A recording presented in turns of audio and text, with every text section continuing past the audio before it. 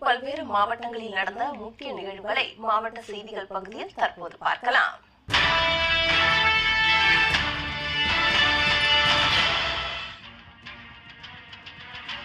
இளைஞர் காங்கிரஸ் சட்டமன்ற முன்னாள் தலைவரும் அரசியல் ஆலோசகருமான பிரபு நாம் தமிழர் கட்சியை அனைத்து தேர்தல்களில் இருந்தும் தடை செய்ய வேண்டும் என தெரிவித்துள்ளார். அக்கட்சியின் தலைவர் சீமான் தடை செய்யப்பட்ட இயக்கமான LTTE-யின் பெயரை அனைத்து போஸ்டர் பேனர்களில் உபயோகிப்பதாக குற்றம் சாட்டிய அவர் இதற்கு சட்டப்படி நடவடிக்கை எடுக்க வேண்டும் என கேட்டுக் கொண்டார்.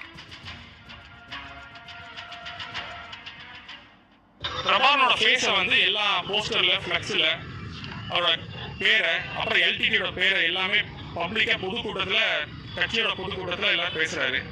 ஸோ இது எதுவுமே எந்த கட்சியும் எந்த அரசாங்கமும் NIAவோ இல்லை எலெக்ஷன் கமிஷனும் யாரும் கண்டுக்க மாட்டேங்கிறாங்க. பல வருஷமாக பேசிகிட்டு இருக்காரு.